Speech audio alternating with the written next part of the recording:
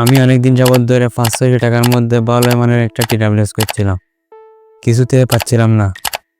যেগুলো পাচ্ছিলাম সেগুলোতে একটা না একটা সমস্যা ছিল। দারাজে অনেক কাটাকাটি করার পর 300 টাকায় ভালো একটা টিডাব্লিউএস পাই, যেটা গত 5 মাস ধরে আমি ব্যবহার করতেছি। এটার নাম M10। আজকে আমি এটার ইউজার এক্সপিরিয়েন্স শেয়ার করব। আনবক্সিং না করে মূল ভিডিওতে চলে যাই। টিডাব্লিউএস এর ডিজাইনের কথা বললে, এটা গ্লাসি ফিনিশ, ব্ল্যাক কালারের। বাইরে থেকে টিডাব্লিউএস এর ভিতরে কি আছে তা দেখা যায়।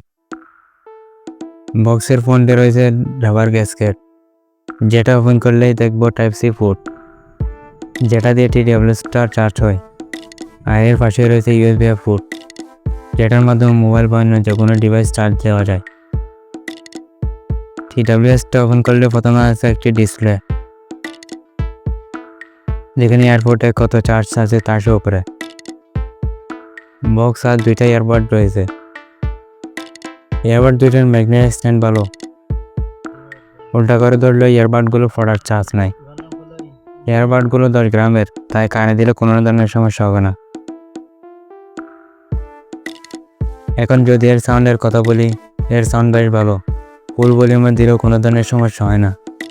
বেজও মোটামুটি আছে ভালো, অনেক বেশি পাবেন না আর কি।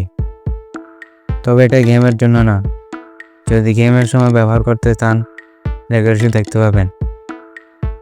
অনেকে আবার কথা বলার জন্য নিতে চাইবেন। এটা দিয়ে কথা বলার জন্য তেমন ভালো হবে না।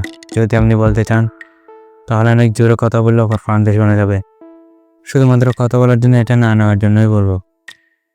আর ব্যাটারি লাইফের কথা বললে, এটা একবার চার্জ দিয়ে আমি 4 ঘন্টার বেশি ব্যাকআপ পেয়েছি, এবং বক্সটা দিয়েও কয়েকবার চার্জ দিতে পারবেন, তাই চার্জ নিয়ে কোনো ধরনের প্যারা নাই। এখন কথা হচ্ছে এটা কারা কারা কিনবেন।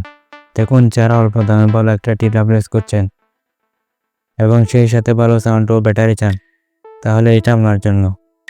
তবে আপনি যদি গেম এবং বেসের জন্য নিতে চান, তাহলে এটা আমার জন্য না। এই ছিল আজকের ভিডিও, দেখা হবে পরের ভিডিওতে।